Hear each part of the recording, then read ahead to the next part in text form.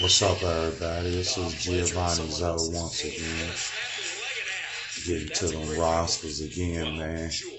I want to appreciate you, whoever's joining in.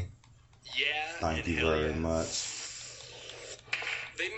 Like I said, this is my version of the college revamped rosters, using high school legends from the class of 1980 all the way to the present day.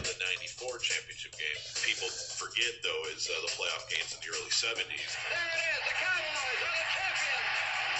Every player is going to be at least an 85, no less than an 85 overall. Every player's awareness is going to be an 85 overall or better. And my reason of doing that is to try to make a better gameplay, because I feel like, especially on defense, everybody doesn't react to the ball quick enough. So I figured, which I have played it like that, but more players is 85 awareness. They gonna react to the ball better, man, and it makes just for a better competition. Cause now you just can't go out there and blow a team out. Now it's about really moving that joystick, man, how good your thumbs are. And then beat the Niners to go to a Super Bowl. The number 10 rivalry of all time. 49ers Cowboys. So I tried to find every player that I could, which I was able to do. Pleasure in someone else's pain. It's gonna be an excellent game, man. Well, sure, but does it rate top 10 status? It'll be an excellent game. Somewhere between yeah and hell yeah. They met 7 times in the playoffs, and 6 of them were in the conference championship round. I mean, everyone will talk about the catch game, and then most people will talk about the 92 championship game and the 94 championship game. People forget, though, is the playoff games in the early 70s. There it is, the Cowboys are the champions! Back in 1972, Cowboys came back from this huge deficit, led by Roger Staubach's first great comeback ever. Great playoff game, but not so great for the Niners. They had games that defined the franchise. Like the 1981 NFC Championship game. I will be showing you all the players that I have completed so far. Show you what the teams are starting to look like. Later in life. That's why I take Valtrex. All of a sudden, you have one of the rivalries that you can talk about forever. In the early 90s, the Niners and Cowboys played in 3 straight NFC title games. When they beat the Niners to go to the Super Bowl. The Cowboys are going to a Super Bowl. And won a Super Bowl. And then beat the Niners to go to a Super Bowl. Dallas is going to win the NFC Championship again. And won a Super Bowl. This Cowboys team is the team of the 90s. That helped pour a little gasoline on the fire. They win 2 in a row. Jerry Jones allows Jimmy Johnson to leave, and Barry Switzer shows up, and he just could not outcoach George Seaman. He could not outcoach him. Back to throw again is Aikman. Some pressure, gets the pass away. Eric Davis picks it off. The Eric Davis pick 6 at the start of the 94 championship game. You could almost feel the shift in power in that rivalry. You know, if you want to play a what-if game, how many Super Bowls do the Niners have? If Troy isn't at Dallas or Jerry doesn't hire Jimmy. Well, I remember Terrell Owens dancing on his star in Dallas. That was a lot of fun. Someone's going again. Oh, Henry's going for a tackle. You can start to break up real interesting talking points from 4 different decades. I can see how you could make a case for it. I don't know, maybe move that one up a little bit. That may be a little low for that one. The number 9 rivalry of all time. Birds and the Boy.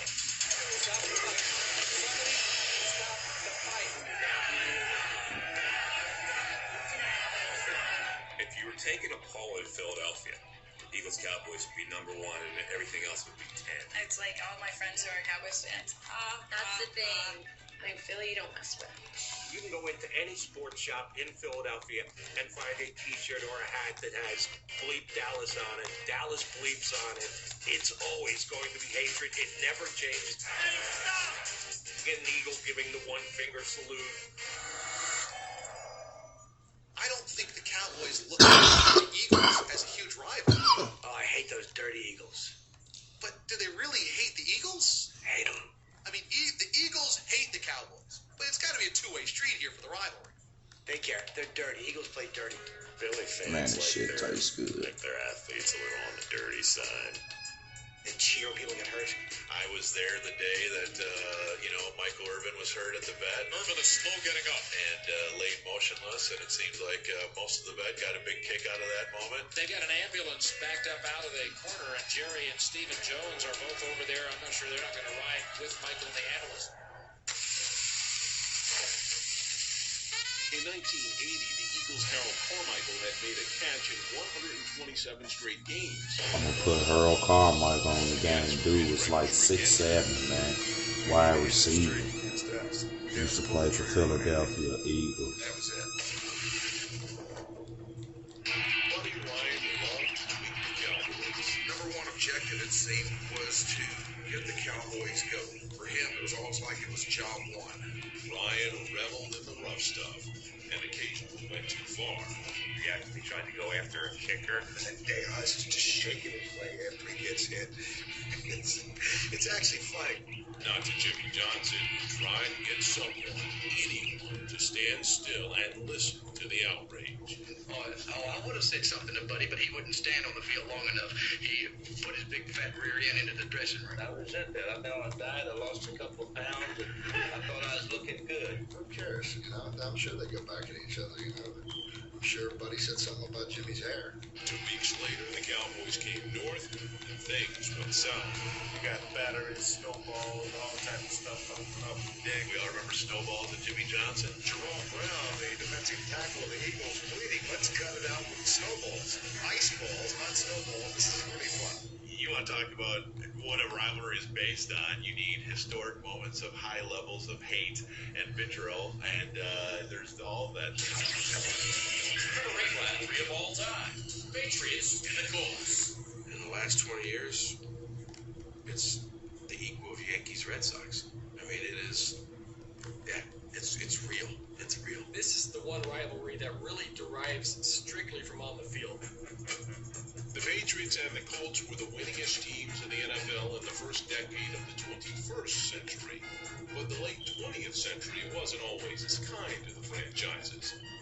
The Colts were in the Patriots division for a long time. We played them twice a year. It wasn't the great rivalry that it turned into. It's safe to say that a 1-14 record does not help to boost attendance. In Baltimore, 17,000 brave Colts fans were rewarded with another flawless performance.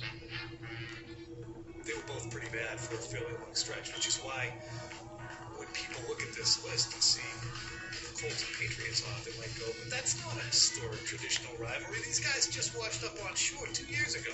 Come on, Tom. It was over 10 years of drama.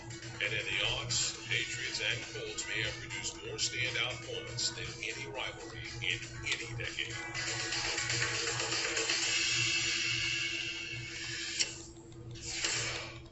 Every time those two teams met, it was an important game.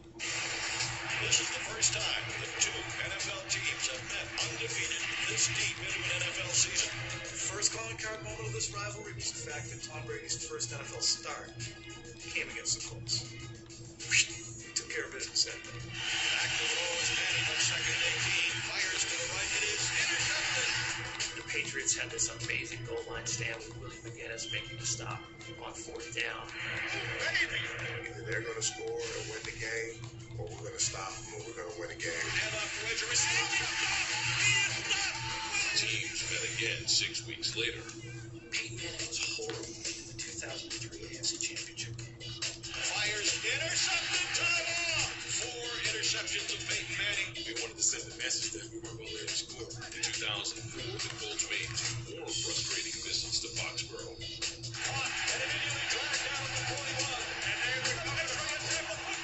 You remember the Mike Money Vanderjack game at the Van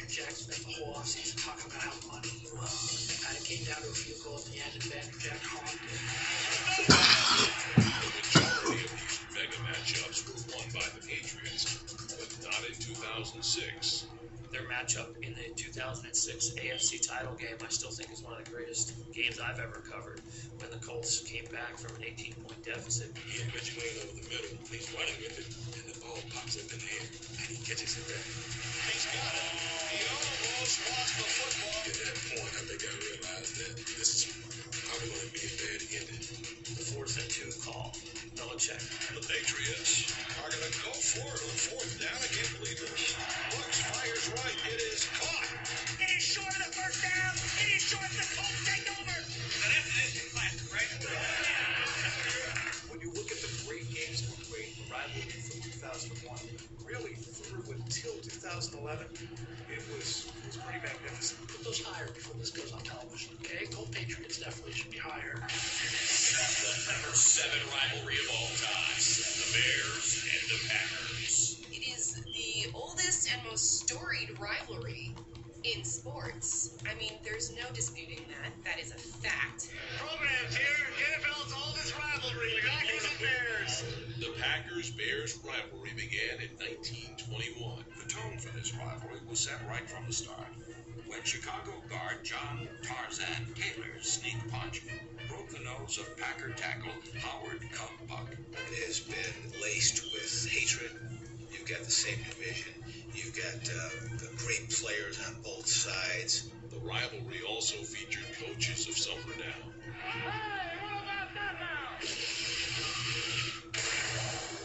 George Halas was a kick in the pants, He was a great competitor.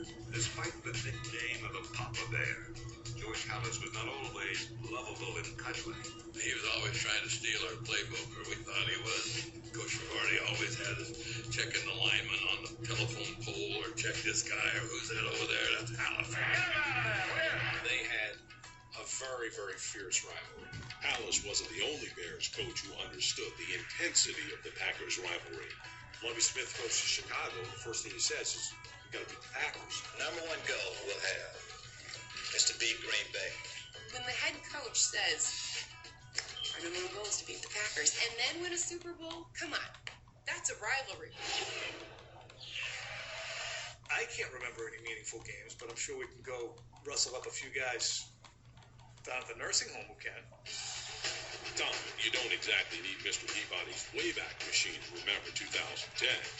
The 2010 NFC title game sort of punctuates that series as probably the best in NFL history. It's never meant more than this. The NFC Championship, the 182nd meeting. It truly is NFL history in the making. My goodness. We're playing the Bears in Chicago, to go to the Super Bowl. Diving for the pylon. Touchdown! I don't know if it'll ever get any better than that. The crowning of a conference title wasn't the only dramatic moment in the history of our number 7 rivalry. The bridge on Monday Night Football running over George Cumbie. No God, everybody remembers that play. There he is. Hit number 72. First and goal to go.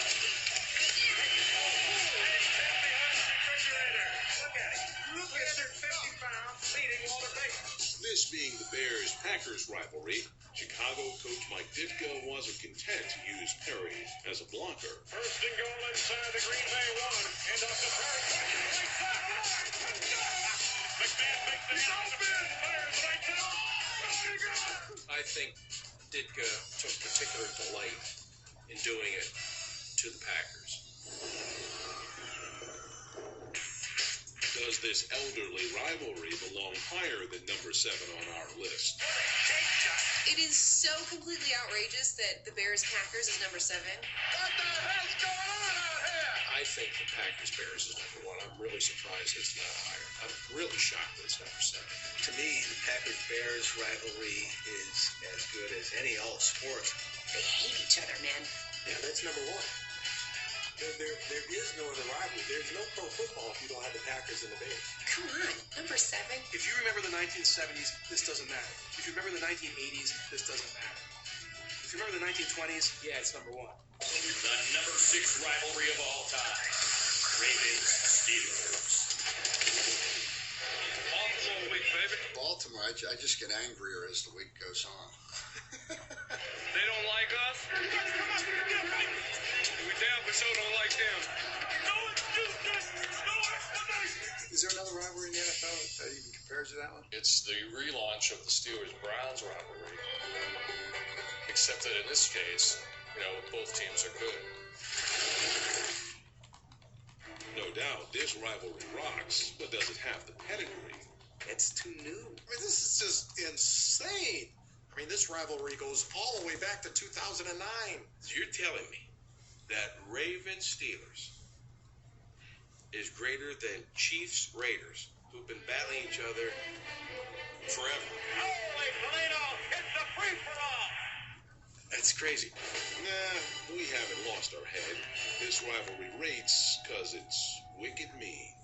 I don't have a problem with it because it is the hardest hitting, most bloodthirsty rivalry in the NFL right now. Talking about this was going to be a bloodbath, and it is just like we thought it was going to be.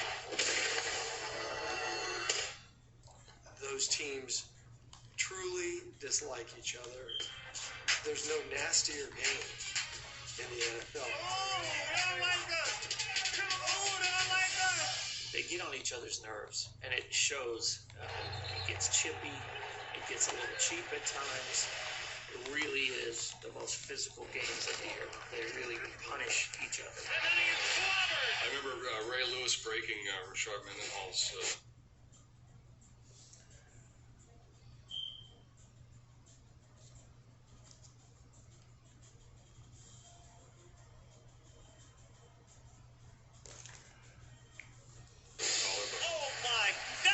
I literally pray for no injuries when we play the Eagles. We saw Ben Roethlisberger get hit as hard as There's some hit, there's some jawing, there's everything we thought there would be. What guts was that, right? You know it. Roethlisberger's nose being pushed aside, looking like Lombard Street. Oh, there it goes. That was straight. It's a great game, and it's going to mean something. This is our championship. The showdown for third in the AFC North. And then the next one's going to mean something, and then they may play again in the playoffs, and it means even more. The American Football Conference Championship game. The winner goes on and plays in Super Bowl 43. So easy to feel the heartbreak. The Ravens have to stomach the knowledge that the Steelers will be on to Tampa. The fact that they're both in the same division just adds to the hatred. That game should not be played on a Sunday afternoon at 1 o'clock. The Steelers-Ravens should be played in a dark alley at midnight. The number 5 rivalry of all time, Steelers-Cowboys. When they were in their heyday and they played in those Super Bowls, that was as good as NFL football got. 7 of the 10 seasons of the 1970s culminated with either the Cowboys or the Steelers playing for an NFL title. In Super Bowls 10 and 13, the teams faced each other, with Pittsburgh winning each time. It was pretty clear to everybody that when you had a Cowboys-Steelers Super Bowl, you had the two best teams in the league playing each other. That's what you wanted. You can't think of Steelers-Cowboys, without thinking of those games and those moments in those Super Bowls.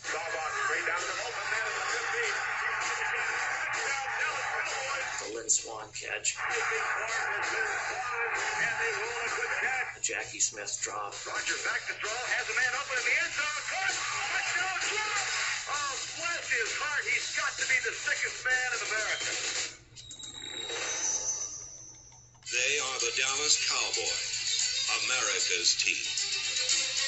The Cowboys really laid down the gauntlet when they became America's team. For a Steelers fan, that's really an awful thing to say. In my opinion, it was disrespectful to the rest of the league. What makes you so special that America has chosen you? Do you really want those guys representing you as a country? Yes, Scott. Pittsburgh fans would never dream of such audacity. That kind of arrogance on both sides helped earn the Cowboys-Steelers rivalry the number 5 spot on our list. Watch drumming tutorials without Wi-Fi and jam uninterrupted. Try our student plan.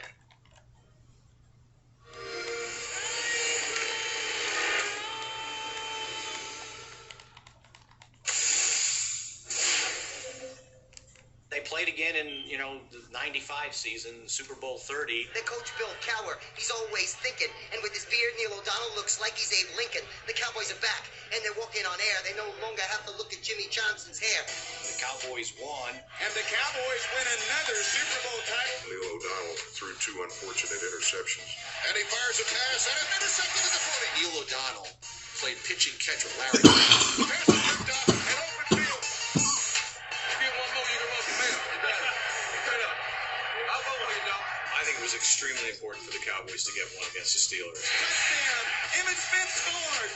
If nothing else, to the Pittsburgh fan who always had that scoreboard on, yeah, but you'll never beat the Steelers in a Super Bowl. Well, they finally got them. We did it our way, baby. We did it. We did it. Does a rivalry based largely on the weight of 3 games merit the number 5 spot on our list? I think that's just the greatest postseason rivalry of all time. That can't be a rivalry when you play somebody every 4 years, so I wouldn't put that on the list. I guess you got to be old and remember what it meant when the Cowboys met the Steelers. That, to me, is the essence of a huge rivalry. When you have, 2 really good teams that very likely are the best at the time, that's all you ask for. The number 4 rivalry of all time, the Browns and the Bengals. This one derives from sometime before my lifetime because for as long as I know, the Bengals and Browns have always been the second and third best football teams in Ohio, right behind the Buckeyes. Listen, kid, this rivalry does have roots before your time, and they're deep. The competition between the Browns and the Bengals really goes back to Paul Brown. Paul Brown built the Cleveland Browns. In 15 seasons with Cleveland, Paul Brown won 7 championships, the last in 1955. In 1962, owner Art Modell decided to make a change, and an NFL pioneer was sent into exile. It was seismic when Art Modell dismissed Paul Brown. And then here comes Paul Brown down in the south part of the state and forms the Bengals. And every time they went to Cleveland, it was Paul Brown versus the Cleveland Browns. This is the day Paul Brown returns to the city where he founded a football dynasty. He never forgave Art Modell. One guy can just screw up the whole thing terrible. Never forgot. I'm sure he's still thinking about it. His new team became a mirror image of his former Browns in more ways than one. They were brown and orange. We were orange and black. We wondered why we looked so much like the Cleveland Browns. If you were watching it from the upper deck, you could have sworn it was an inter-squad scrimmage. Although the similar uniforms made their games look like intra-squad scrimmages, the battles were fierce. What are the big games? Have they played in the playoffs? Do we have one big game example of Browns-Bengals? Back in the 80s, those were some dogfights. 7 of the 10 AFC Central titles in the 80s were won by the Bengals or the Browns, with Cleveland eking out a 4-3 advantage. Touchdown to feature. The Browns win. They go into the playoffs. But in the last 3 decades of our number 4 rivalry, one moment stands out above all others.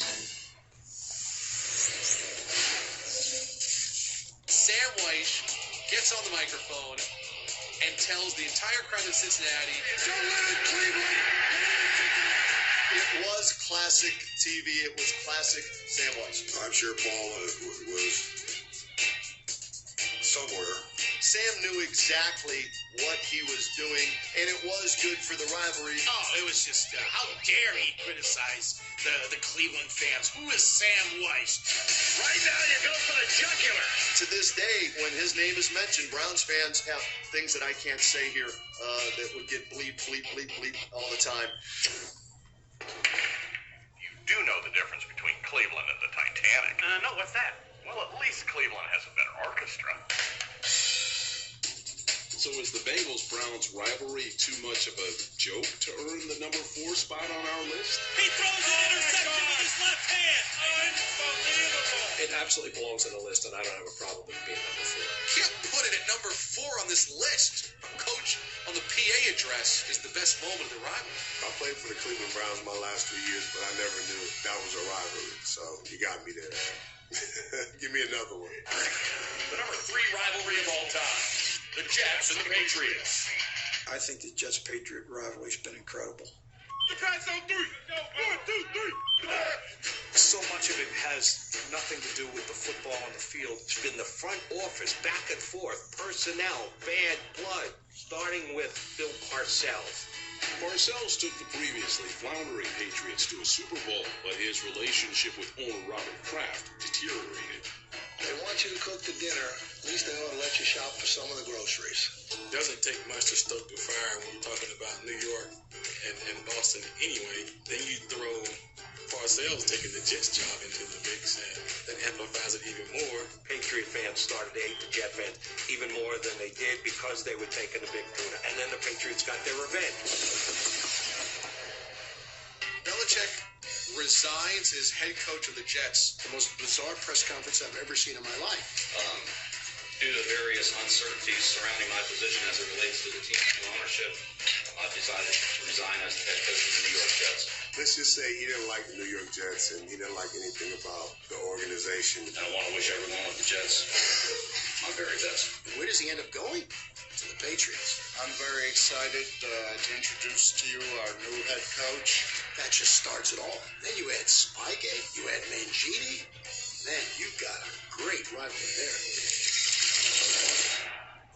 In 2007, there was a scandal with a particular video camera. Spygate took Patriots Jets and added HGH and Jolt Cole. Mangini, who was a New England Patriot guy, gave the information on the whole Spygate thing. And obviously that did fan the flames a whole lot. The Jets only knew that because they had been exposed to the same tactics when they had been with the Patriots. What other rivalry had that? It's like Russian-American spy stuff in the 60s. It's great. The rivalry escalates with Rex, obviously, because he's a guy that can add fuel to any fire. First thing he does when he comes in is starts talking about who? Belichick. I'm not intimidated by him or anybody else in this business. The presence of Rex Ryan showing up, saying, I'm not going to kiss Bill Belichick's rings, and then going to back-to-back AFC championship games. 3 home teams advance, and the Kind of went right up different areas of the New England Patriots fan base. That's soap opera stuff. Let's talk about football.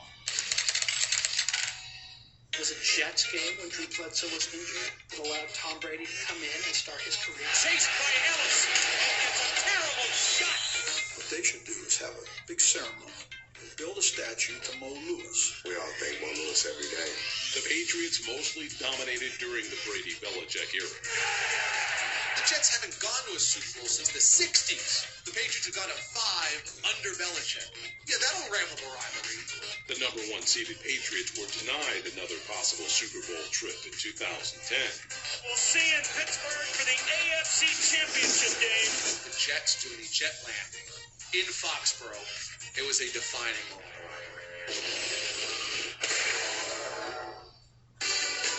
The rivalry doesn't lack for hard feelings, but have the teams played enough meaningful football to warrant the number 3 spot on our list? The Patriots 45, the New York Jets 3. You know, you heard that saying, sometimes you're the windshield, sometimes you're the bug.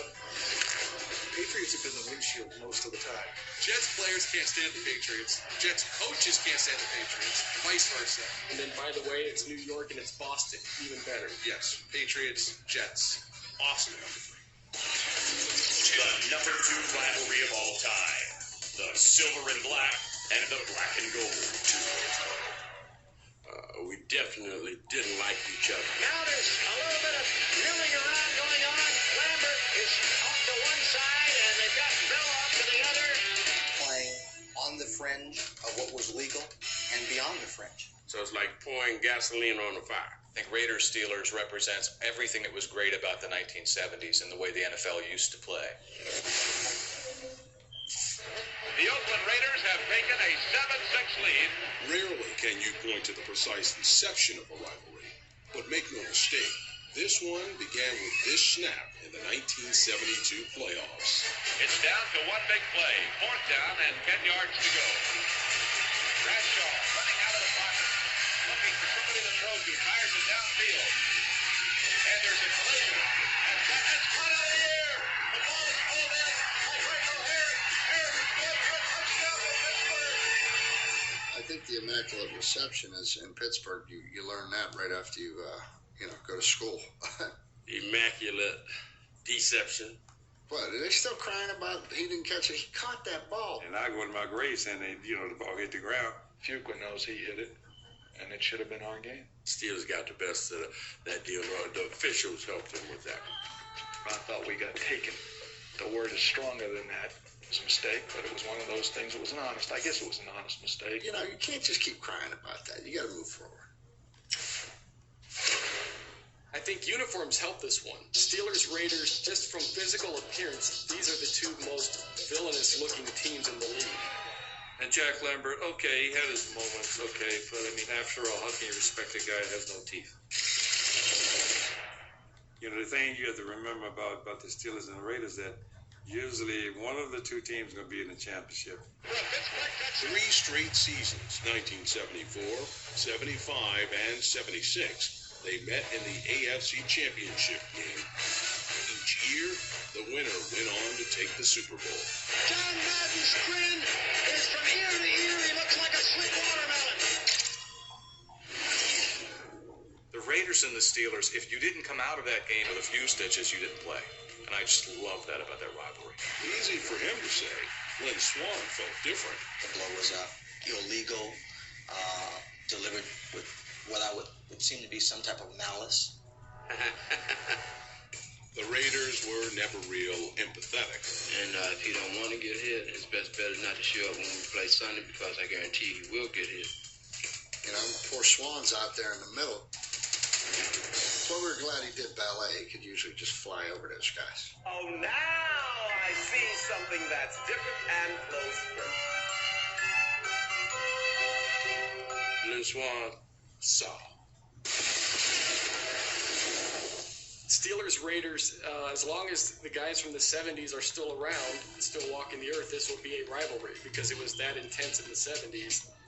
Raiders, Steelers definitely deserves to be top 5. It was ultimate hate. And in the National Football League, that's beauty. The #1 rivalry of all time. Eagles, Giants. Wow, Giants, Eagles. Giants, Eagles. Giants, Eagles. Giants, Eagles. Giants, Eagles. That's got its own show. Nobody want to see nobody else in the NFL play except the Eagles and the Giants. Giants Eagles was a phenomenal rivalry. You were ready to just get into a fist fight. You hated them, and I wanted to play Wednesday in the parking lot. Absolutely hatred for each other. That one might be the nastiest rivalry. It's got to be the #1 rivalry simply because of the bizarre endings to all of these games. And they seemingly all go in Eagles' favor. Cunningham vaulting over Carl Banks on a Monday night game. Now rolling with the football and being flat at the tip And there were probably some good plays for the Giants, too. I just don't remember any of them. Eagles line up for a field goal in overtime 1988. It's blocked by the Giants. Okay, we escaped, right? The kick is blocked. It's blocked. But it's picked up. Right Simmons, I think, bro. I'm running in for a touchdown. Oh, wait, there's a defensive line running the football into the end zone. Eagles win. And we had to spend a half hour figuring out if that was legal afterwards. And I'm still not sure it was or not, but they gave it to the Eagles. They just have weird things that happen, like the miracle at the Meadowlands.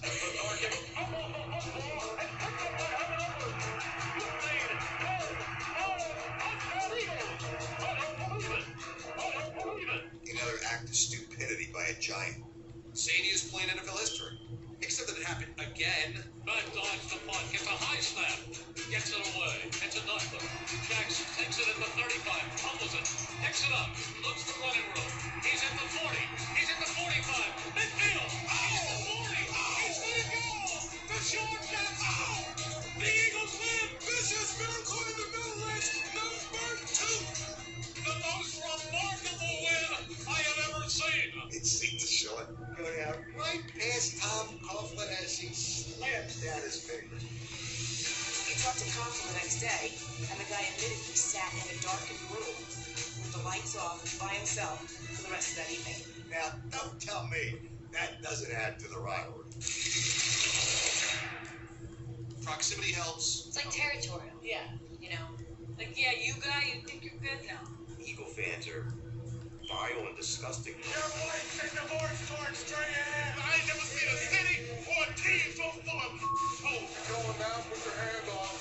You think of Michael Strahan and John Runyon through the years and how physical things were getting.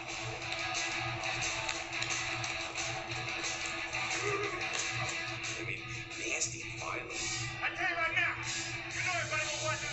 I'm throwing you. Keith Byers knocking out Pepper Johnson. Let's be clear. I'm mad. I want to go fight Keith now. It was personal when it came to the two teams. There's Chuck Bednarik nearly killing Frank Gifford. You wonder in today's world how many people remember the Gifford-Bednarik hit. Probably most remembered defensive plays in NFL history. Gifford swings out of the backfield. As soon as he caught the ball, I grabbed him. I thought he was dead.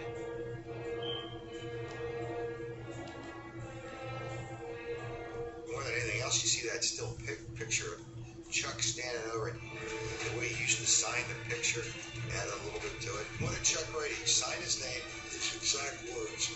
This effing game is over. This rivalry has lived up to its billing, including some postseason games. You got a lot of playoff football at Giant Stadium. It's got the distance. It's good. When David Akers kicked that field goal, he nearly cost Tom Coughlin his job.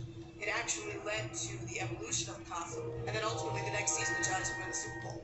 The New York Giants have knocked off the New England Patriots. We get those like Hail Mary moments, but we never finish them in the season. Maybe the Giants actually owe the Eagles some thanks, because when the Eagles knock them down, they get so angry, they say, we really got to fix this thing, and now we're going to find a way to win, and then they just have to win the Super Bowl. And the Giants have finished off the Patriots in the Super Bowl for the second time in 4 years.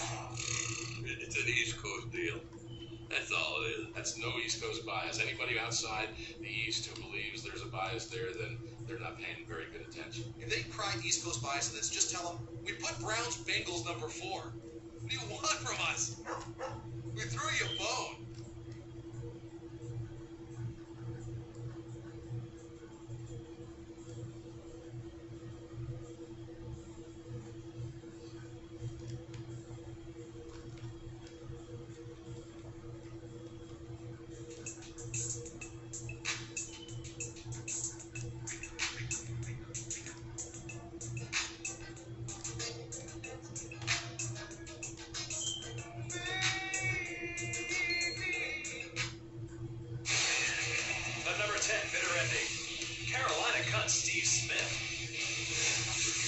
One thing that you learned over Steve Smith's career was to not make him angry and don't doubt him. Try me if you want to. You'll go broke. It's like one guy is just taking over this 100-yard piece of land out here. Does Steve Smith have one friend? Hey, you get nervous, man. We'll help fast out. What do you do? Does Steve Smith have one positive influence who's going, hey man, you're doing okay? He was afraid of no one. I want to mess with Steve Smith. Not only that, he played better angry. Steve Smith is the last guy in the world I would want to be angry at me. You work with Steve Smith, and I think this is very brave for you to talk about Steve Smith. He is loud. You can tell me I ain't gonna do nothing. He is an underdog. He is brash. If you see this face, that means I score. And he is great. Touchdown, Steve Smith. If you see this face again, that means I scored again. Steve Smith with the heart and soul of the Panthers. You better double cover, triple cover. The grit, the grind, the guts. He's the stiff arms the best out of Travis Daniels. He was the face of the franchise, and what you don't want to do is give Steve Smith more reason to hate you. Breaking news of the day, the decision by the Carolina Panthers to release the best player in franchise history, Steve Smith. When Steve Smith was dumped by the Panthers, his famous quote was, when he plays the Panthers again, there's going to be blood and guts everywhere. Dare I say it? You see me again. It cost them money to let him go. This was not a cap savings move. They just decided they didn't want him there. You just knew he's the ultimate chip on the shoulder guy. Wherever else he was going to go, he was going to make the Panthers pay. If you think I can't play, you're going to find out week 4. I remember the game when the Panthers go to play the Ravens. It was one of the best modern NFL revenge stories we've had. Flacco lost the far sideline. Tip caught. Steve Smith Sr. And he's going to touchdown Ravens. Steve Smith goes for over 100 and 2 touchdowns. The Ravens win. He's a happy man. This is a nail in Ncaa14. You're dead. Take your ass back to Carolina. And he tells him, Make sure you mow my lawn too while you're out there. Keep it clean for me. it's like the ultimate last word. I'm a little apprehensive even talking about Steve Smith because I'm afraid he'll see this. This should absolutely be higher. The way that he left the Panthers, I felt like that was so disrespectful. I think you guys are very brave for putting him on the list at all. The number 9 bitter ending. Andy Reid gets the axe. Time's a-wasting. 4 receivers in the shotgun. Back goes McNabb into the end zone. Intercepted. And that is it. This game is over. A painful defeat. You say Andy Reid, everyone goes, clock management. Time management. Time management. Andy Reid thought he had a little more time left, but he was always bad at clock management. I goofed. Nobody could stomach another botched play call. Nobody could stomach another playoff loss. And it's intercepted. And but that ends the dream for this season. No! For the sake of the emotional health of this entire area, things better change for the Eagles. His departure's really weird because he won so much. In 14 seasons, Andy Reid helped the Birds soar to 9 postseasons, 6 division titles, And they win the NFC East. and 4 straight NFC championship games. A run of consistency and excellence that they have rarely, if ever, had in franchise history. And it's not enough. All anyone ever wants to talk about is Andy Reid didn't get to the Super Bowl and win it. In my book, he won more than anybody in Philadelphia history.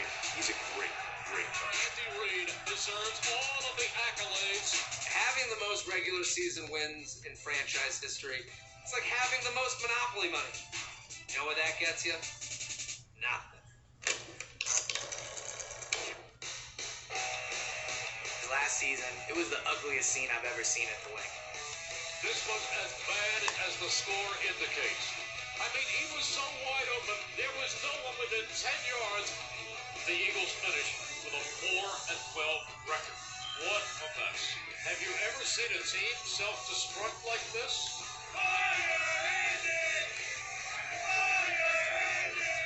People were just so fed up with seeing him on the sideline as Eagles head coach. Fans wanted him gone, and the day they fired him, there were tears of joy in the city. Andy Reid's exit was like a slow, painful death. I can't take no more. It's hurting my heart. I'm still young. I shouldn't have to live through this. This was like a marriage that everybody knew was over before the 2 people in the marriage knew, and they were staying together for the kids. There was a lot of love for Andy Reid in his time in Philadelphia, but all the heartbreak was just too much. So, can time really heal all wounds? I think the Eagles fans realized they had it pretty good under Andy Reid. Imitation's the most sincere form of flattery. The Eagles did the best they could to bring in Andy Reid 2.0. Look at the one across. They realize Andy Reid is what they wanted all along, and they get Doug Peterson, who is Andy Reid's assistant. Settle in with Doug Peterson, and he wins in the Super Bowl. It's kind of a sad love story. The number 8 bitter ending. Bill Belichick, Jets, New York. At this time, I'd like to introduce Bill Belichick, who has an announcement to make. I think he took the job, and then he realized that he would lose the Jets, and he was like, right away, like, oh no, this will never work out. This is a dumb decision. I've decided to resign as the head coach of the New York Jets. The Jets are perpetually terrible, and so he left, which is the smartest thing he ever could have done. And I'm a diehard Jet fan. The story of our number 8 bitter ending begins with the happy days of Bill Belichick and Bill Parcells. First in New York, and later in New England. And to the greatest coach in the history of the game, thank you. But the happy days in New England didn't last. And the Big Apple soon beckoned. What we're going to be the Jets is hiring Bill Belichick as our head coach, effective today. At such time in the future that Bill Parcells is able to assume the role of head coach, Bill Belichick will become the assistant head coach. Belichick's first stint as Jets head coach lasted 6 days. 3 years later, he was in the market again. When Parcells got wind that Belichick could possibly go back to New England, Parcells' enmity for, Robert Kraft flared up. So Parcells stepped down as Jets head coach. He tried to do everything he could to keep Belichick. And Bill Belichick was going to be the coach. The New York media in that 24 hours Panned the hire. He was a curmudgeon in Cleveland and a control freak. It's not going to work here. He was our coach for a day. A day. One day. He resigned. He wrote his resignation on a napkin. A napkin. Wrote the letter because, for any of you know me, I'm computer illiterate, and I have to do what I'm comfortable doing. And why we don't have Bill Belichick's napkin that he resigned on hanging in the Hall of Fame is anybody's guess. It's the greatest drop the mic in NFL history, isn't it? I doubt there would be any questions at this point. Life gets busy, and whether you're running around town or getting ready to leave it, we're here at Valvoline. Everybody talks about the torture of Jets fans. What a mess. And they have been tortured. I can't believe we blew that play. There is nothing as painful in Jets or any team's history as having had Bill Belichick as your coach and him saying, nah, I'm good.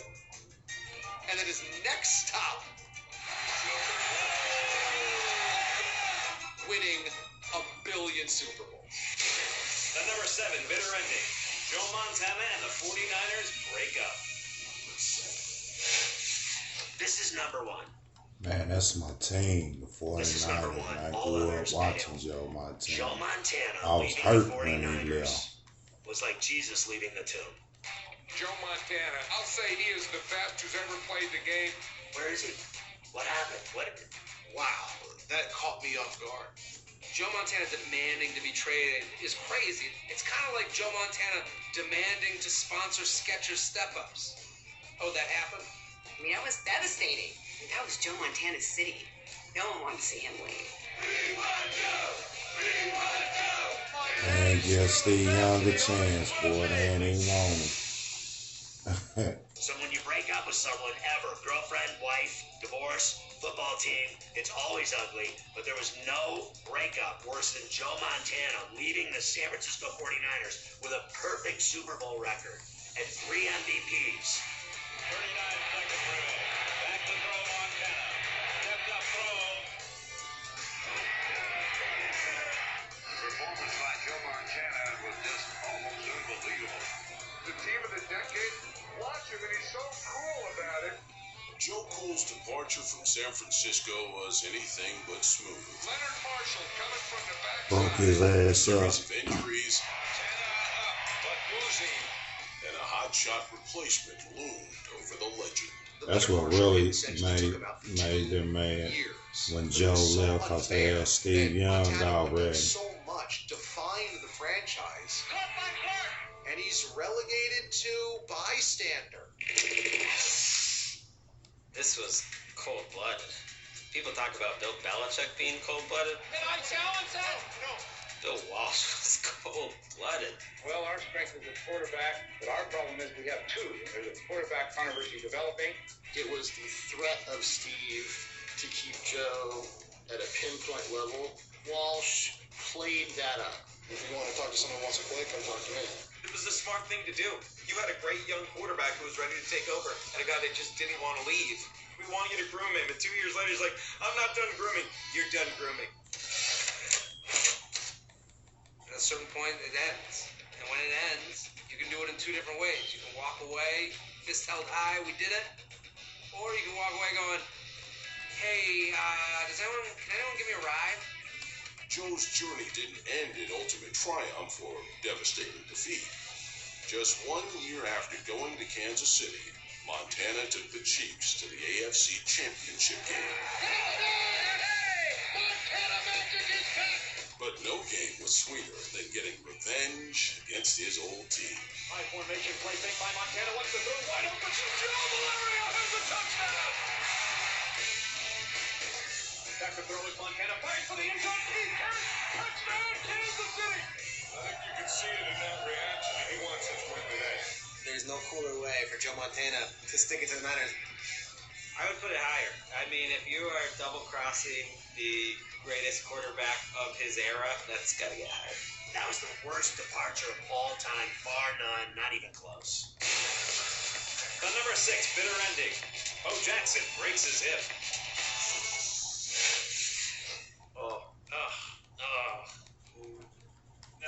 You know much about Bo? Come on. I know about Bo. The hip. Think of Bo, you think of the hip, unfortunately. But Bo's the best athlete ever. It's like little kids chasing a grown man. It's no secret that Bo Jackson was one of the most electrifying athletes of his generation, excelling in both professional football and baseball. I was convinced he was the greatest thing I'd ever seen in my entire life. Pitch goes to Bo, trying to get around the left side. There's too much humanity there. He reverses, coming back to the right. He was spectacular, whether it's running up a tunnel in Seattle, He made that stop in Tacoma. He's gone. Pointless. running through people, running around people. He was just wow. He was the player that made other NFL players look slow. I'm afraid that's nothing more than sheer unadulterated speed. You don't see that unless you're playing Tecmo Bowl with Bo Jackson. One of my favorite games of all time. Tecmo Bowl. First ever postseason activity.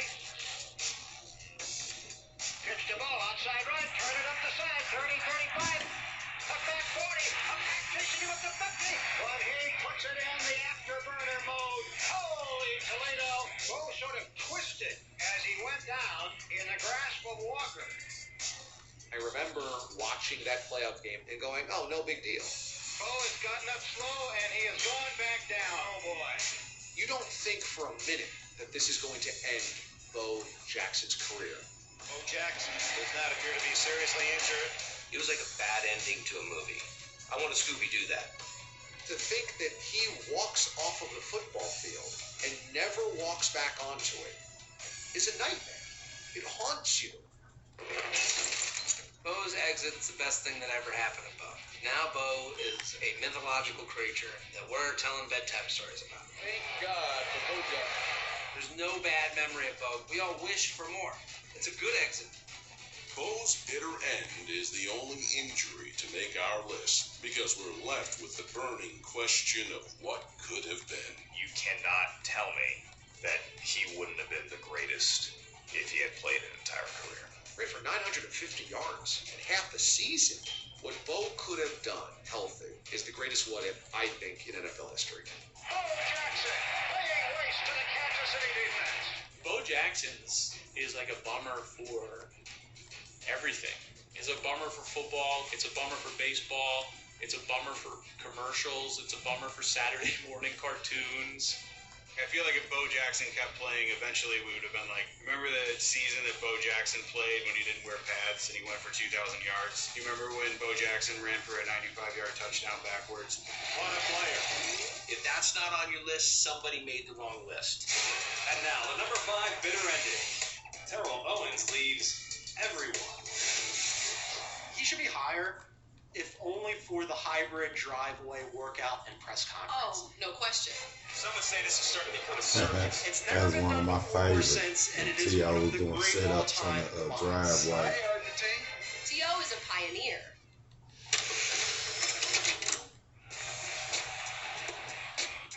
Terrell Owens is one of the greatest receivers. Double coverage, it doesn't matter. The guy's a superstar. He's going to the Hall of Fame. Start pouring the mold for the statue. I've never seen a wide receiver with that kind of ability.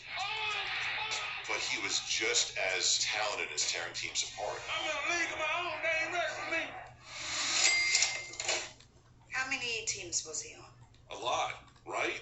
Actually, Terrell spent 8 years with the Niners and then Ravens after us, I think. That was rhetorical. Just think about it. Oh, Man, give me the ball.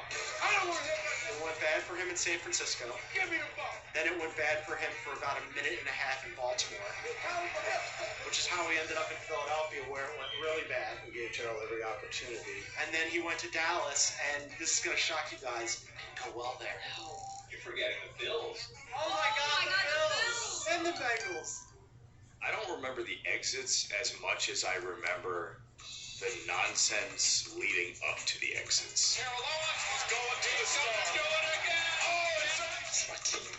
He's crying for Tony Romo. it's my quarterback. That's my quarterback. I was like, really, Terrell? I told you.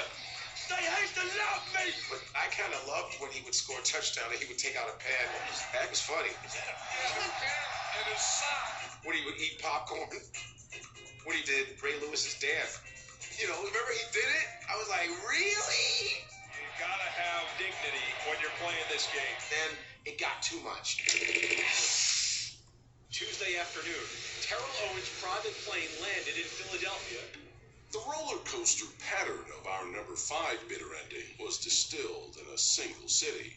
T.O.'s Eagles career is like watching a 90s rom-com on fast forward. You just watch it like, oh, they fell in love. Oh, now they're crying. He's got a problem. Oh, now they're getting back together. That's why I want to be him. And now they got married. They can't stop. And I'm gonna have a leg and they can't stop. Oh, no, now they're going to get divorced. Terrell Owens has been suspended. Oh, she's crying again. And that happened all within like 30 seconds. Everywhere he went, the story became bigger than his town. It's just a matter of time. It's just a matter of time. That's the problem. He went out his last couple of years putting up big numbers, but he just ran out of teams. He ran out of teams before he ran out of talent. The worst is the last one, because T.O.'s got to like look through the window and be like, hey guys, I can still play. And they're like, no, we got Jericho Cotchery. We're good, T.O. The number 4 veteran, They did my man Tom Landry wrong. gets the boot from the boys. Oh my God, Jerry Jones' treatment of Tom Landry. Honestly, he's turning in his grave. In 1989, oil tycoon Jerry Jones purchased the Dallas Cowboys, his first act as owner, bringing an abrupt and bitter end to one of the game's most legendary coaches. He was Dallas, the guy in the hat on the sideline. He is the head coach from day one, and 30 years later, he's still there. He has won huge playoff games. Pearson makes the catch at the 5, touchdown. And he has won Super Bowls. Landry, still calm, still collected. Put on another ring. He has become an icon. He's one of the greatest coaches of all time. Very tough to go against that Dallas flex defense. And you basically buy the team and then tell them, hey, clean out your desk. I think that Buddy Ryan in Philadelphia's got more class than our new owner, Jerry Jones. Jerry, when he first got that team, man, he meant business. I'm writing the checks. You're fired. You're fired. You're gone. You're gone.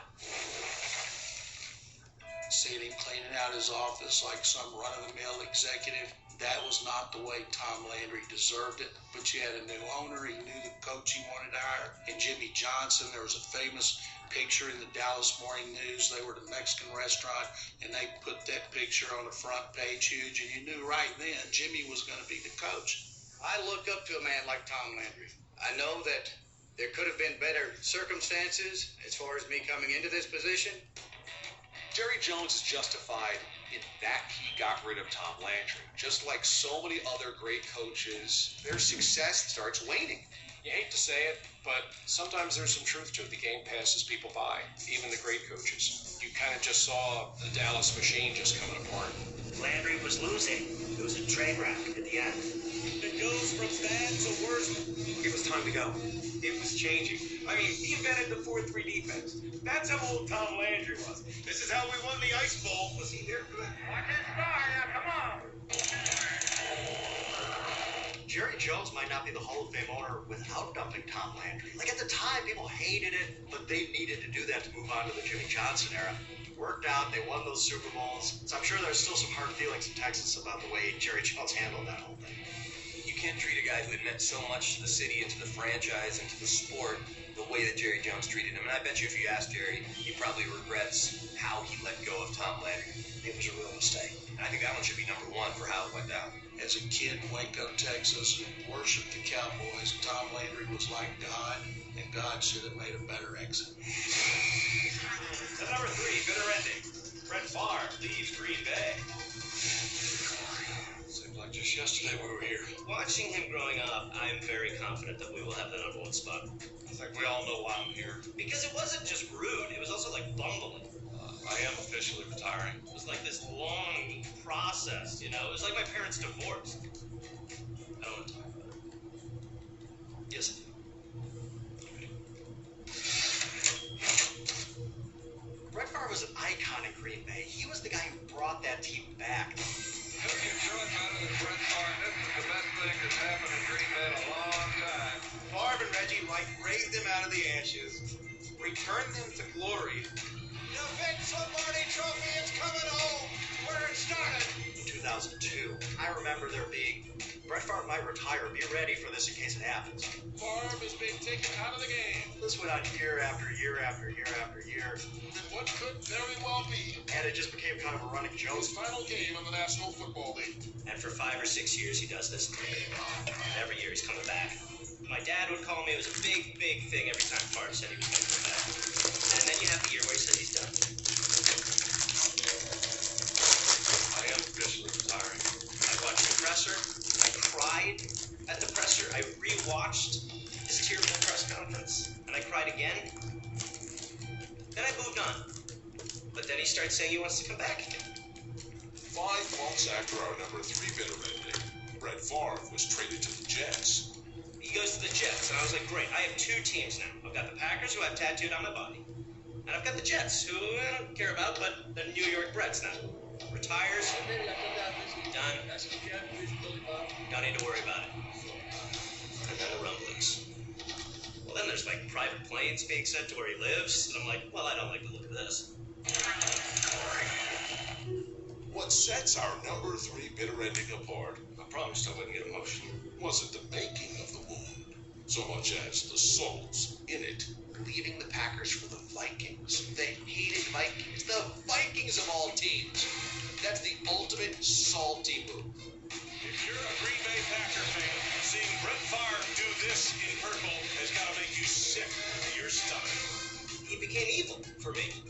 Evil with purple on. 3 touchdowns tonight for Brett Favre against his former team. Now we must beat him. We must own him. Take his soul from him. And of course, he does what he does, which is just be magic. He might be 40, but Favre is throwing bullets again. It was surreal. It's the only time I've understood, like, burning things. And I think the one thing that might have saved the relationship is Brett didn't win that Super Bowl with the Vikings. Intercepted. A year later, Favre retired for good, And I'm pretty sure that's his last game in Lambeau. I was at that game. leaving Lambeau in footballer fashion. And he threw a pick 6. Because what better way for Brett Favre to say goodbye? I don't think there's any question he should be number 1. Just because of when it was Favre watch day in and day out. My mother was interested in it. She can't stand football. I loved him.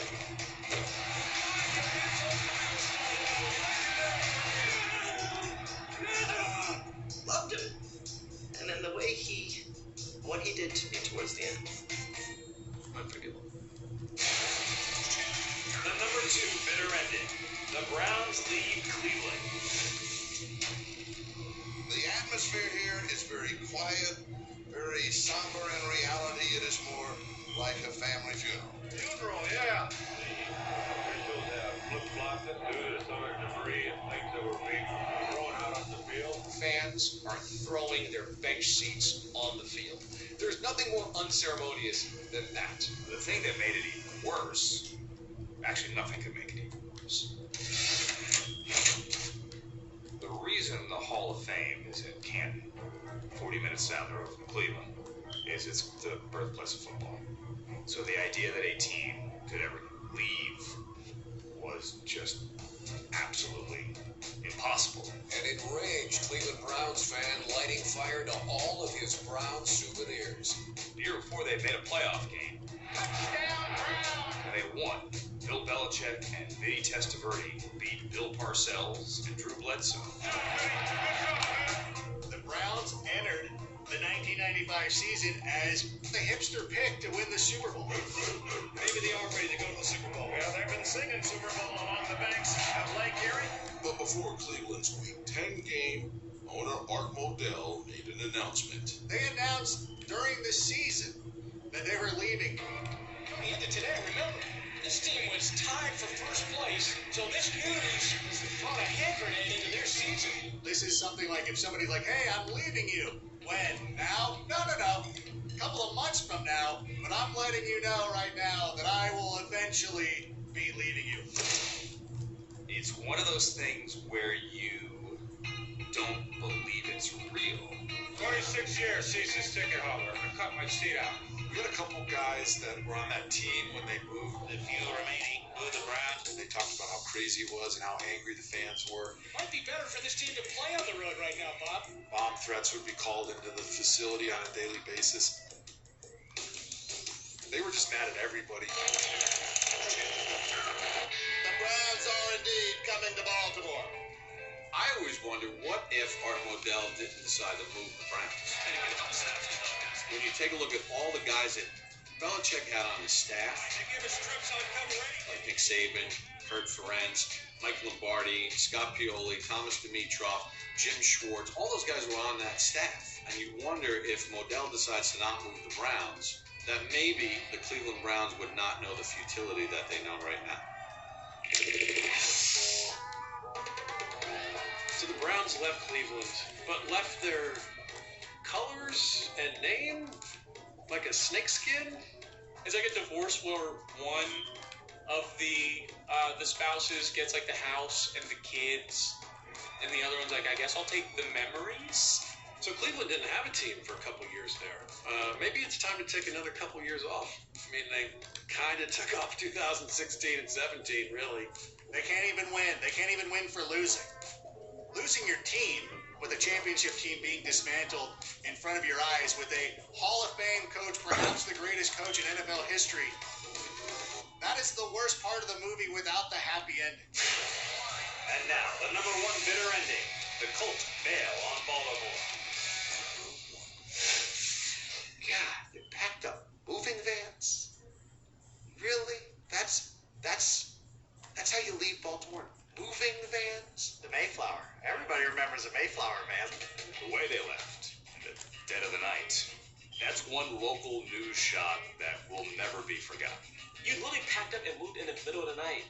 That's the shadiest thing in the world. You don't be dating someone and you're like, hey, where'd you go? Oh, I left. When? How bad do you feel waking up seeing half of your stuff gone? I only saw my dad cry twice in his life, and that was one of the 2 times. We're going to shaft the entire city and all the fans and all the little children. Relocation of franchises happen all the time. The way that the Colts moved out of Baltimore was one of the most selfish, disgusting, unsentimental moves in sports history. The Colts had to sneak out of town at night. It degrades a great tradition of the city of football. Sometimes I pull a Baltimore Colts on.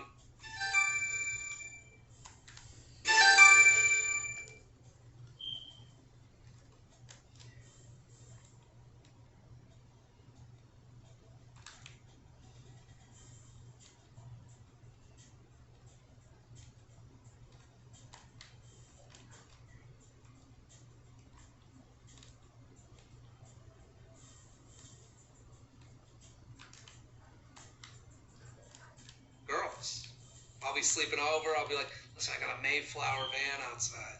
Can I get going? It has to be number one because it was arguably the greatest football city in the NFL. Loyal Baltimore fans are on hand to root for their beloved.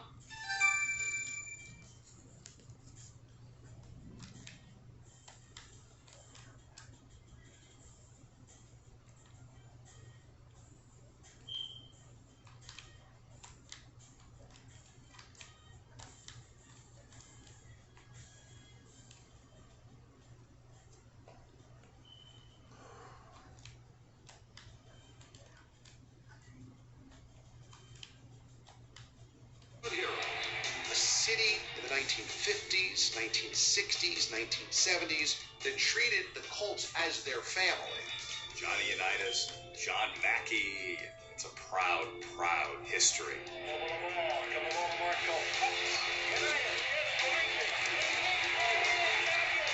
You're talking at a time where these guys are your guys, and then here comes Robert Irsay. In 1984, Colts owner Robert Irsay wanted a new stadium or improvements made to Baltimore Memorial. Once denied, Irsay began to look for a new home. In Baltimore was very shocking. I don't think they thought it was reality. I have not any intention to move the damn team. If I did, I would tell you about it, okay? The people that were there, that were alive, that went through it, will never forgive him. They'll never forgive that guy. Baltimore fans despise the Irsay family, and the fact that they moved the way they did, it still can elicit a really, really negative reaction. Totally despicable. Baltimore spent 13 long years without a professional football team. That is, until the Ravens came along and returned the charmed city to its championship roots. The older fans would tell you, just because you have a new team, it never takes away from the initial pain. Yeah, I know there were a lot of hurt feelings, and understandably so in Baltimore, but it's something in Indianapolis that we can deal with it. We can handle that knowing we're a part of the National Football League. I'm not paid to make those decisions. I would think this should be number one. Absolutely. I would put that up there. They belong at number one. So then the Colts lost. So then Baltimore lost a team to Indianapolis and then stole the team from Cleveland. It's like someone cheated on you, and then after you got you stole someone else's wife. Like, it's just, the whole thing is weird, right?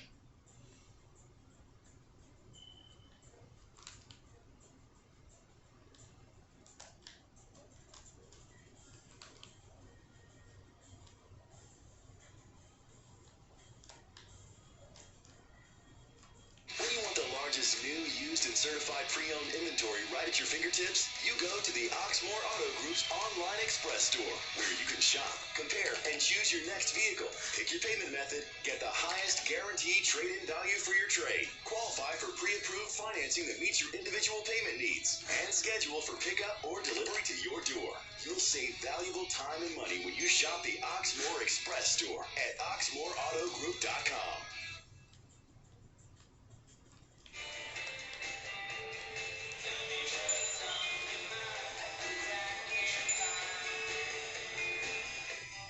Coach dreams. And now, the winner of this game gets to take on the 18-0 New England Patriots coming up in Super Bowl 42 in Glendale, Arizona.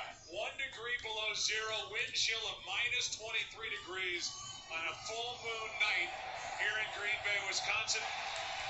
Just so you know, it's 63 degrees in Glendale, Arizona right now. Well, that's where one or both these teams are hoping to get to. We already know the one that's going out of the AFC. They had their hands full today with the San Diego Chargers, but congratulations to the 18-0 New England Patriots as Corin Robinson waits for the kick from Tynes.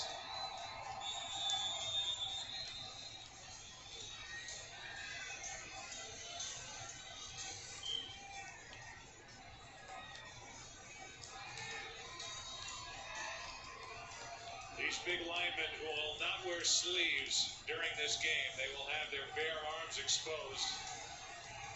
Can't imagine what that feels like down on the field. Minus 23 wind chill. And the ball was knocked off the tee by the wind.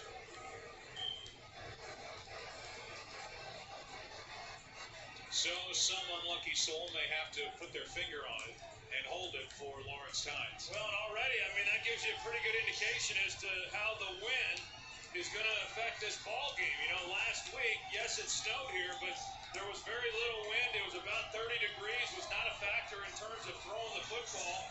The fact that they've got to get Corey Webster over here to hold it, I mean, tells you all you need to know with what we're dealing with here today. High short kick. On a bounce, it's Corin Robinson. makes it to the 25. They'll give him a 25.5, and we go down to the field as they scuffle after the kick return. Here's Pam Oliver. Well, Joe, it's one thing to anticipate the Colts. It's another thing when it smacks you right upside the head, as it did with some New York Giants when they first came out to warm up. Plexico Burress absolutely taken aback by the Colts. Some air got inside of his glove. He said, I can't feel my hand. But hopefully by the end of the game, he'll be able to get that straightened out. Meantime, to talk about some unusual advice, some unsolicited advice about how to stay warm, rookie tight end Kevin